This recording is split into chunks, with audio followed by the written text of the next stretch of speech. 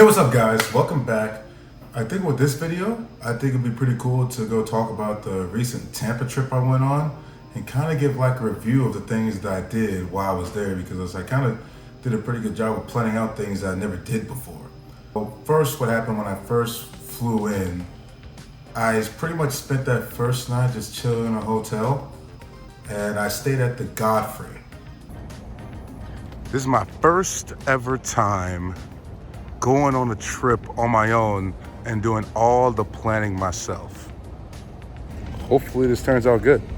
And one thing about the Godfrey that I would say would be the only thing I say is that you definitely get what you pay for, and hotels are very good at making themselves look to their best light. The gym was pretty shitty, but I was gonna get a workout in regardless, and if it has to be push-ups, it has to be push-ups. Also, another thing too is that this trip I took with a chick, and that's another video in itself for down the line. But this is not going to be what that's about. It's going to be about just about stuff that I did while I was there. So the next day I went to do zip lining. It was more of an adventure course.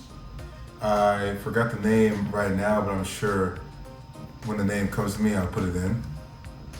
And well, I did the Friday fun day because it was a Friday when we did it. It was more of like the shortened course. It was catered towards couples, which is eminent of the group that I was a part of. Yeah, there was a few couples and there was a father-daughter group that was there. I had a second voucher. I didn't really use it for reasons that I'll be putting in another video. So yeah, I think it was pretty cool. The actual ziplining part was actually very easy.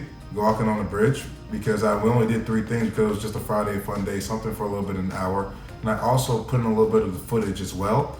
You can also see it from me in the first person because I kind of got the package that allows you to put a camera on top of your helmet so you can see everything in first person.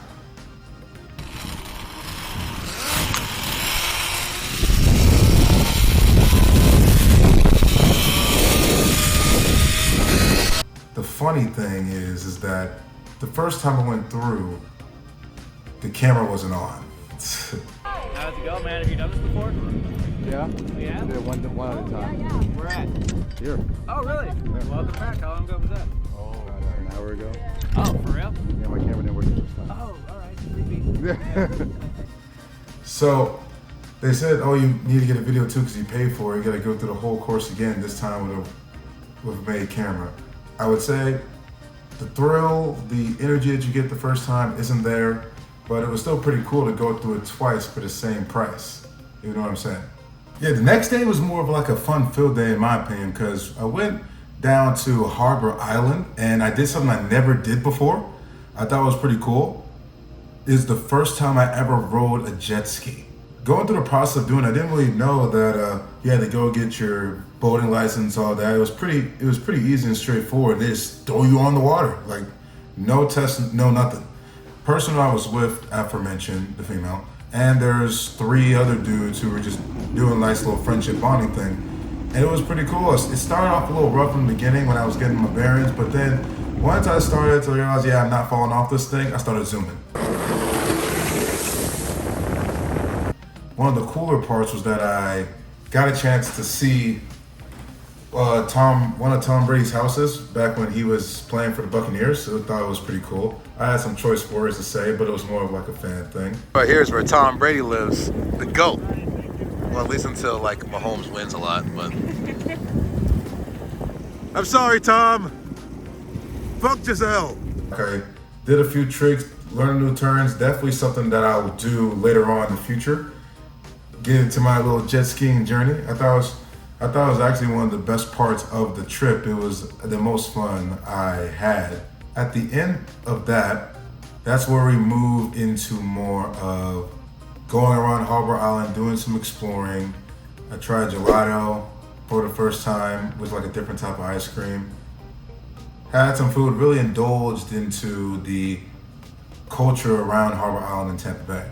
It kind of made me want to experience even further. One of the best beaches to go to was Clearwater Beach.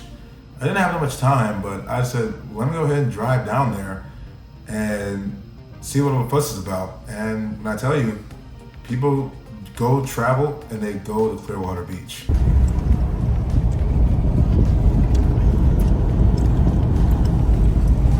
I went in an hour sitting in traffic, just making it to the beach itself, not even getting parking. When I got there, I was only able to get a photo op in front of a resort and watch the sunset. It was pretty cool. There was a nice lady who helped me out, allowed me to see things, but it was pretty underwhelming outside of the fact that I was able to finally make it. But I knew that I had other things to do that day, so I went on back into downtown.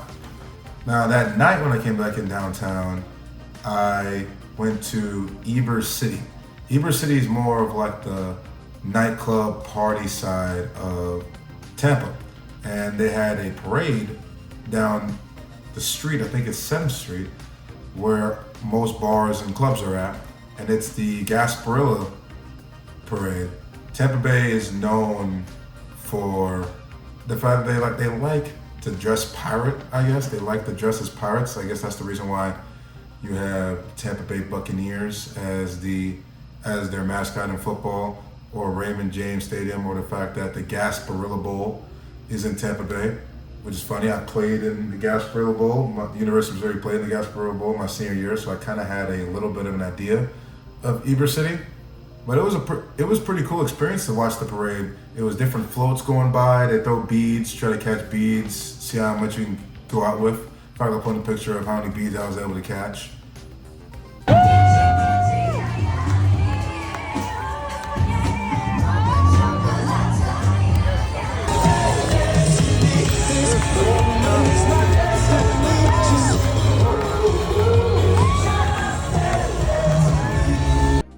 From a perspective of the trip itself, I would say that the highlight of it was definitely going jet skiing. I had a feeling ziplining would have been up there if I didn't have to experience doing it a second time, which kind of dwindled down the whole experience, losing the camera.